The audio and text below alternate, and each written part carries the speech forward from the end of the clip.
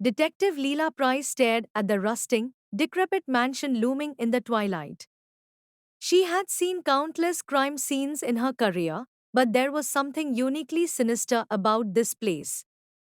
She pushed through the creaking gate, the wind whispering through the overgrown weeds.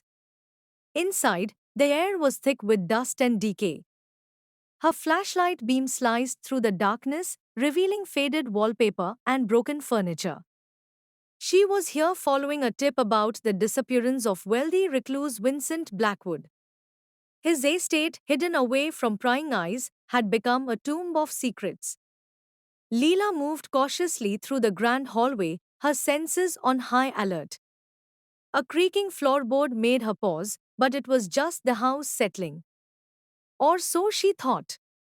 She continued, her flashlight illuminating a portrait of Blackwood, his eyes seeming to follow her. The investigation had revealed little about Blackwood's life, no family, no close friends, just an eccentric collector of rare artifacts. His sudden disappearance had stirred curiosity and suspicion. Rumors of a hidden treasure had brought Leela here, but she wasn't interested in gold. She wanted answers. As she reached the study, she noticed a peculiar symbol carved into the door, a serpent entwined with an hourglass. She felt a shiver but pushed the door open. The room was filled with shelves of ancient tomes and bizarre artifacts. In the center was a desk, and on it, a leather-bound journal. Leela picked up the journal, its pages yellowed with age. The entries were cryptic, filled with references to dark rituals and forbidden knowledge. One phrase stood out, the serpent's "I will guide the way." She glanced around the room, searching for a clue. Her eyes landed on a small, ornate box tucked away in a corner. She opened it to reveal a gleaming emerald shaped like an eye. As she held it, the room seemed to grow colder, and a sense of unease washed over her. Suddenly, the door slammed shut. She spun around, flashlight beam darting across the room, but there was no one there. Panic set in as the air grew heavier, and a low whisper filled the room, unintelligible and menacing. Leela tried the door, but it was locked. Her heart pounded as she heard footsteps approaching from the hallway. She pressed herself against the wall, ready to confront whoever, or whatever, was coming.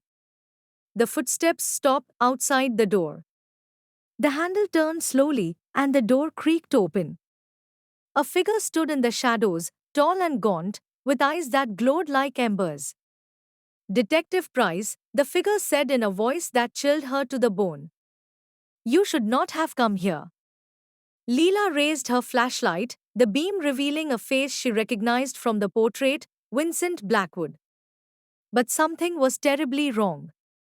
His skin was pallid, his movements unnaturally smooth. "Mr. Blackwood?" she asked, her voice trembling. "The same," he replied, stepping into the room. "And yet, not the same. You see, detective, the serpent's eye does more than guide, it transforms." Leela backed away, but there was nowhere to go. "What do you want?" Blackwood smiled, a ghastly expression. "To share my discovery. The eye has shown me the path to immortality, but it comes at a price. A life for a life." Leela's mind raced, searching for a way out. She noticed the journal still open on the desk, a page detailing a reversal ritual. If she could just reach it. Blackwood moved closer, his eyes fixed on her with predatory intent. Leela lunged for the desk, grabbing the journal and flipping to the page. She began to recite the incantation, her voice shaking. Blackwood's expression changed to one of rage. "No," he bellowed, lunging at her. The room filled with a blinding light as the incantation took hold. Leela felt a force pulling her, tearing at her very being. She clung to the words, repeating them over and over until the light consumed everything. When the light faded, she found herself alone in the study. The air was still, the oppressive weight lifted. The journal lay closed on the desk, the serpents I nowhere to be seen. Breathing heavily, Leela stumbled out of the mansion, the first rays of dawn breaking the horizon. She didn't have all the answers, but she had survived. And she knew one thing for certain: some secrets are better left buried.